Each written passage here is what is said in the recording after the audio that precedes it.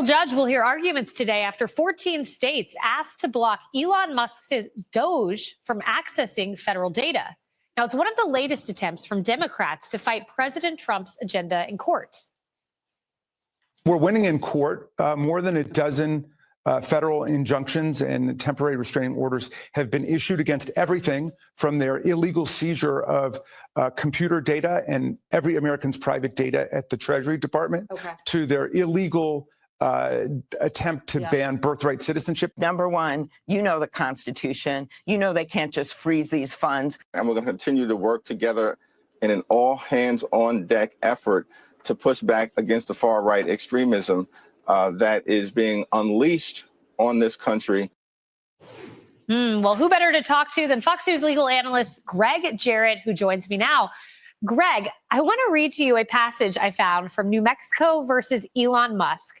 And it's quite extraordinary in the hyperbole. Listen to this. Although our constitutional system was designed to prevent the abuses of an 18th century monarch, the instruments of unchecked power are no less dangerous in the hands of a 21st century tech baron. So they're comparing this to British colonialism.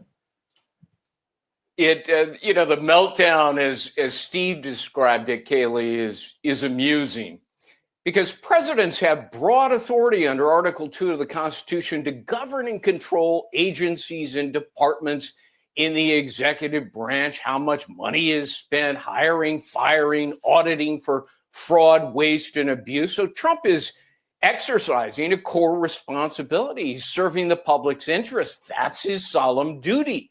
The legal question becomes, can he delegate that power to Musk and Doge?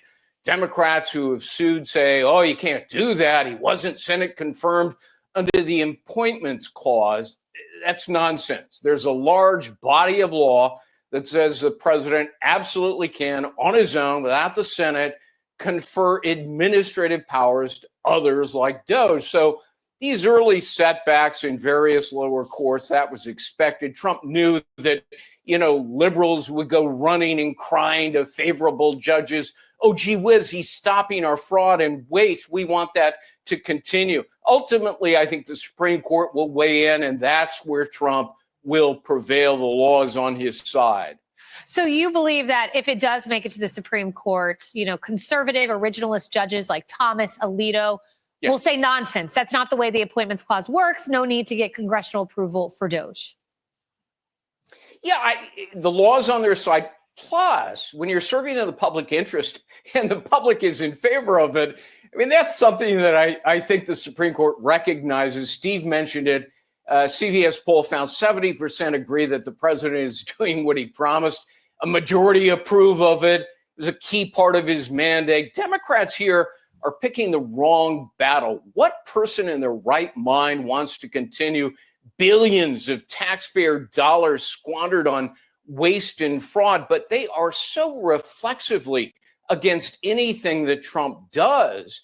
Their lawsuits make them look like they favor financial abuse. What Doge and Musk have uncovered so far is really shocking Americans. 20% of government spending is wasted, billions in misplaced funds.